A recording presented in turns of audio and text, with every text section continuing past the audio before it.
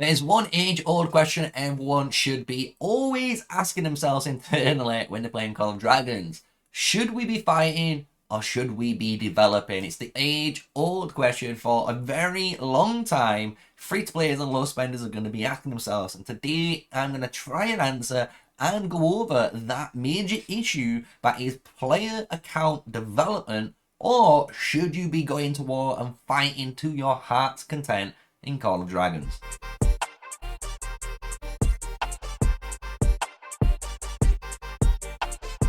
Hello guys, yes, smash a like, comment and subscribe for more daily videos with me, MrSneakyy. I am making Call of Dragons content like always, every single day, and today is a very, I'm going to say, controversial one, maybe hot topic. It's going to be definitely not scripted for this video, and we're talking about resources, right? Because the thing is with the game, as everyone knows, you can farm resources everywhere. People make farm accounts for resources to inject into their account to obviously make themselves stronger. But that is not what this whole problem is. This is not what I have issues with. I actually think farmers, if you've got a farm account, good on you guys, right? You've got more, honestly, patience and ambition than I do, because I just cannot, cannot fathom piloting 2 free accounts, even if it's like a farm account. I just can't be asked, right?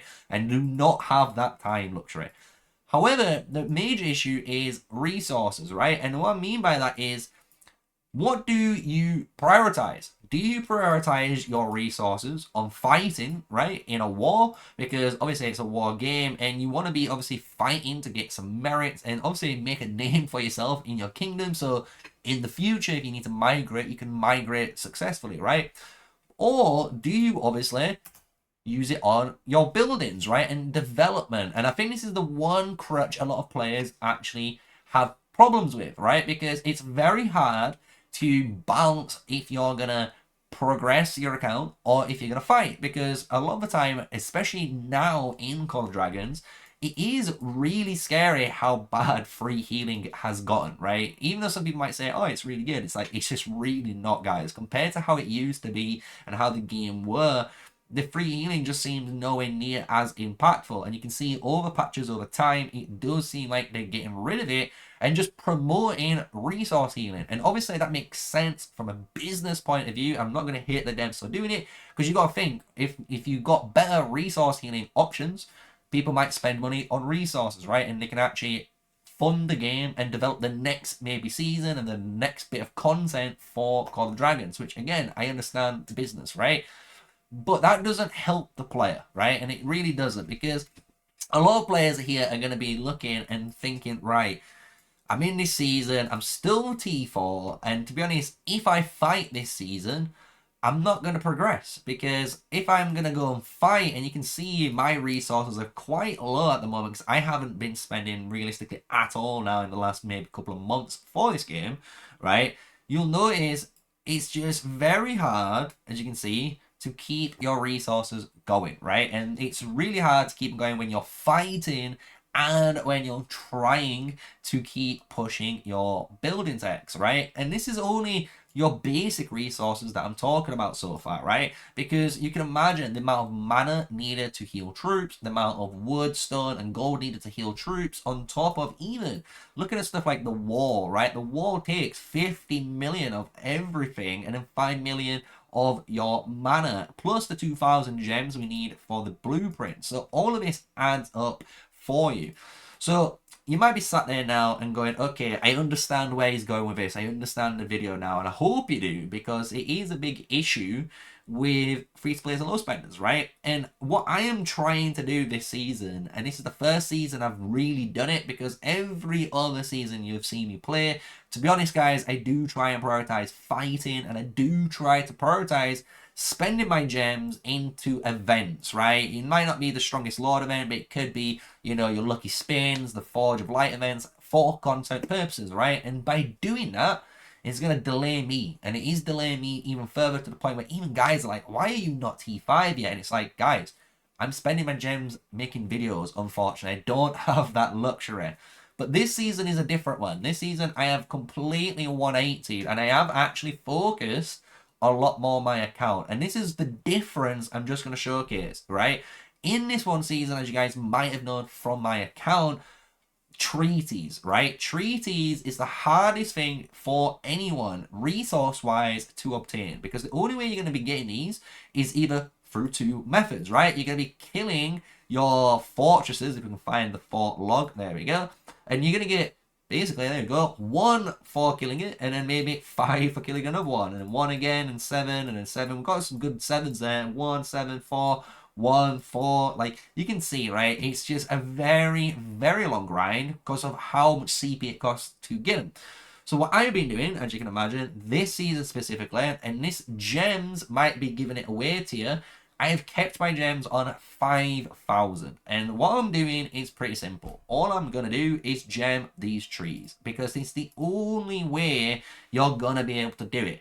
And from the start of the season to now, and I'm about to enter zone 3, I've earned, as you can see, 2,967 trees. And this is a massive amount of trees, especially for early game, because players don't really realize, and I know it sounds crazy, but I've seen comments talk about they didn't realize how important treaties were for your rally beacon. They didn't realize you needed these treaties, you know, for your T5 unlock. And this is one of the major pushes in the game. So what I'm going to suggest is pretty simple. If you are a T4 player with tech, which is basically like less than 5 out of 10 on your blues and less than 5 out of 10 on these purples, honestly, guys, you need to focus on your account. Like, stop fighting, stop trying to, I know, have fun. I know I don't want to be that guy because I hate to say it, but if you're gonna fight with 5 out of 10 stuff and just not good tech, I guarantee you it's gonna hurt you longer and longer the more you play the game, because you're literally gonna be using your resources, I can guarantee, because you won't be disciplined enough because of how much hospital bills you're gonna have. You're gonna need to be spending those resources, and it's just better to sort out yourself, right? So once you get into a position maybe where you've got all of these 10 out of 10, at least the blue ones 10 out of 10, and then when you're coming into these purple ones, whatever your choice of, you know, troops, so if you're playing mages, ignore all of the other ones, maybe archers too, actually, just keep your 2 ranged ones up, so you might have 5 out of 10 on both of these guys, and maybe your actual main troops, if you are a mage player, make sure they are maxed out 9 out of 10, right? Because if you're not going to do this type of style, you're going to be, honestly, hurting yourself, because it is a long, long grind to get to T5. And I'm going to be honest, I know I've done some big no-nos, but that's just because of my account. And what I personally thought was, coming from Rise of Kingdoms and the way I played on Rise of Kingdoms, I was able to unlock all my T5 all at the same time once I did it this way. And I'm doing it the exact same way, as you can see, right? Where I've almost got everything completed. And you can see my rally and my watchtower is about to be completed too. So hopefully when they're all completed, I can just blast all of this out and it's done. I don't have to do anything else, right? Because once you've achieved your T5, or once you've achieved even just this looking style of tech, or maybe a little bit lower, right? Even just a little bit lower in your tech. If you're able to reach that, then I would advise maybe you can spend your resources, go nuts, and fight to your heart to get 10. But just make sure you're not wasting all of your resources on war, because you got to think, every single time you're doing that, you are honestly hurting your account. And this is why this whole season I have purposely tried to go as free healing as possible. So even on here, I've got an elixir production speed for once. On here, I've got my, obviously, elixir production speed. And even on this benevolence, this gives you, obviously, your elixir production speed, right? So you can see this elixir production by 50% and that prestige gained. That's all I've been trying to do for my account. Not spend any resources at all, right? So, I hope you guys have enjoyed this video. It's a lot more looser, and it basically brings a little bit of attention, right, to the topic, and hopefully gives a little bit more insight to you guys as well, where you're looking at your account and you're probably wondering, how am I meant to grow and how am I meant to fight? And don't worry, you're not the only person. There's many people like you, and what you got to do, and it sounds sad, and I know it is sad, but you need to prioritize if you're going to develop your account that season or if you want to fight that season. And that's pretty much it. And to be honest, early game, it's probably better to try and develop as much as you can without wasting too much of your resources. I'm going to be real. Otherwise, you're gonna have a bad experience, you might have a bad time, and you might warp, you know, your feel of the game. So, hope you guys have enjoyed it. This has been me, MrSneakyy, covering the major issue that I think free-to-play players and low spenders have, which is honestly their resource. Resource is a very shadow of, you know, villain, right? It's the villain in the background you're not really probably paying attention to compared to all the craziness that's been going on in the game.